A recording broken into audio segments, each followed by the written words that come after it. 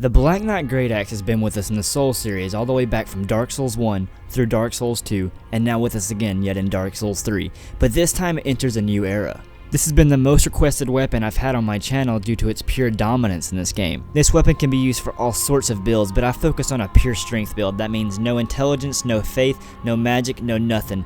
All we're going to rely on is our brute strength. I absolutely love this weapon's damage and moveset as it swipes left or right, which is the only Greataxe in this game that does that.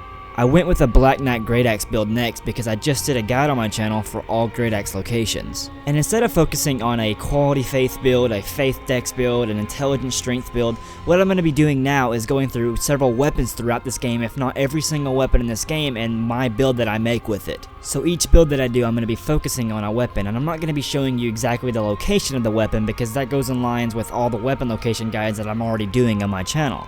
The Black Knight Greataxe in this game is a very heavy hitter, can be up to a 3-shot depending on the opponent's defense and armor. With this strength build, it does about 700 plus damage with its weapon art, Warcry. All my equipment and stats will be found in the description below, although I will show them in the video as well. After showcasing this weapon, my equipment and my stats, at the end of the video I will be having a collage of PvPs so you guys can actually see what it looks like in game. This is one of my absolute favorite builds for a strength build so far that I've had in this game, but the game's been out for about a month so far, so there's still more we can look into.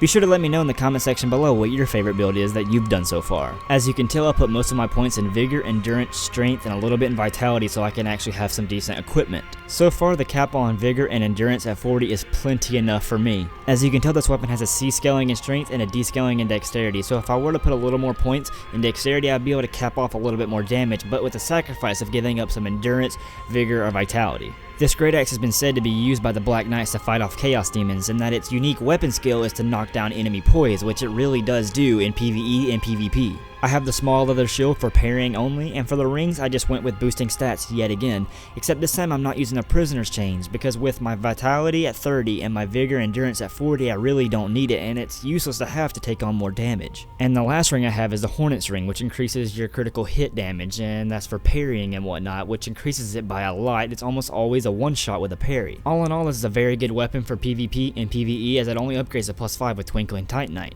Be sure to let me know what weapon I should do next. Thank you guys so much for watching. This is United Gamer 101, and I'll see you guys next time.